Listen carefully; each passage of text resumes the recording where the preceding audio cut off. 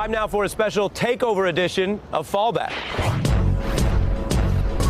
Dollar, dollar bill, yo. Joining me now are 6 members of the legendary Wu-Tang Clan. U-God, Inspector Deck, Capadonna, Master Killer, Ghostface Killer, and RZA. You've heard of them because they've sold over 40 million albums worldwide and recently had a district named after them in their hometown of Staten Island. Their new project is a documentary of Mics and Men coming to Showtime, and it looks at their old stomping grounds around the city. I grew up on the crime side. Wasn't no $300 Jordans. The black, red, yellow, brown, and white are all rocking with us. These 5 families become our wings. They're also back on tour right now, celebrating the 25th anniversary of their debut album and one of my favorite albums of all time in any genre, Enter the Wu-Tang 36 Chambers, which of course went platinum. Now, why are they called Wu-Tang Clan? Let me show you the answer. The name of the group. It represents a sword style of rhyming, and clan means family. Let me say, I am so excited to welcome each of you here. Thank you for being here, Wu-Tang Clan. Harry. We're gonna get to some of your fallbacks. RZA, Gladys Knight. Let's talk about the good old days. The good old days. She said it, you said it. What does this project mean to you and your colleagues? I'm saying to get a chance to look back on our past and see where we are today. This documentary is very nostalgic, very reflective. And I think it's a great tribute, you know what I mean? A lot of people don't get a chance to be talked about or documented until after they die.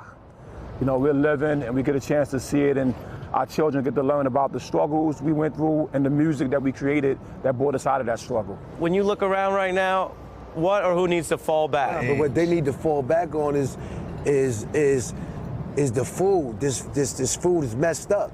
All this GMO stuff. GMO is in Food. You know what I mean? Like you know, they making it. It's like everything is cloned nowadays. So it's like I don't be knowing what to eat. Like, you know what I mean? I'm looking at the watermelons. They ain't got no black seeds. Don't eat the seedless grapes. No black seeds. Don't eat the You know what I mean? Yo, I got a banana. Yo, banana was like this big. I'm like, yo, I ain't never seen those bananas like that. Yo, get this out of here. What I would like to fall back is this damn gun violence stuff, man. Yeah, that's it. This gun stuff is out of control. You know, senseless people, you know, we get, you know, black men in the hood, we get shot at record numbers right now. So if I want to say something about that, that's what people You got to talk to the ATF on that, fall man. back on that. Pharmaceutical ATF. markets, They you control know, firearms. which don't specialize in health and healing people, only keeping you sedated and drugged up, which leads to your demise in the end anyway. I think I personally say there's a little war going on subliminally in the hip hop culture. It's like a young head, old head type of thing. I think the young head should fall back with that old head business. You know what I'm saying? Because one day you're gonna be right here, bro. If you're lucky, you get to become an old head. If you make it through, you might be an old head. Old head, you know, we gotta coin that term and make more. It gotta mean more now, you know. Like old head is a objective to make it to now, you know. Do you think some of what you call young heads, the young artists, do you think they're coming into success too quick, and they don't necessarily have all of the legwork and time to reflect that maybe you had coming up? I mean, sort of, yeah. We don't know the road they took though to get there. Yeah, I don't know their role, but I think right now. When they coming in at 16 and 17. Yeah, they're coming into a time where the money was already created, so now the level So they got the easy platform. Like he said before, we was in 15 passenger vans slobbing on each other, like resting. You know what I mean? Doing the leg work, going on the radio, doing this, doing the colleges, and you know what I mean? Go like really, really on. Now it's like you could just say whatever. I think that Islamophobia, gotta fall back on that, man. You know what I mean? People, you know, if you pay attention, the word Islam means peace. How you gonna have a phobia against peace? You know what I mean? If you go back and you look at the synagogues, this is where the people come to pray and worship. How you gonna attack and shoot up a place like that where the people are most vulnerable? You know what I mean? If you look at these churches burned down in Sri Lanka, you know what I mean? It's like this is a place that a tsunami had hit, you know what I mean? And people many people came to their aid from all forms of life. And here, now this is a place of worship.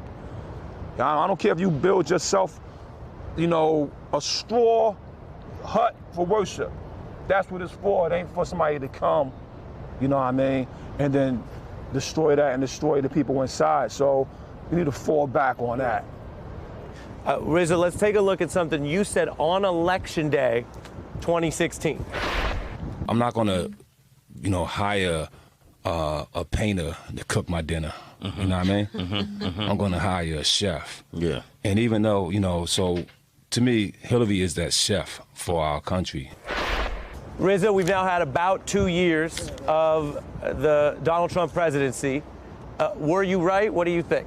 If America is a country that's about freedom, justice, equality for the people, is there a country that wants us to grow, to be the best that we can, sovereignty of every individual, every man, to have the thing we pledge. We pledge allegiance to the flag of the United States of America, to the republic for which it stands, one nation, under God, indivisible, with liberty and justice for all. If this is that kind of country, right, then Hillary Clinton would have been a perfect president for us at that time during that election.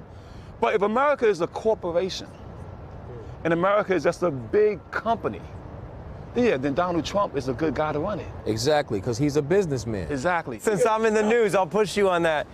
Do we want our society to be run like a for-profit corporation, or more like something that includes everybody?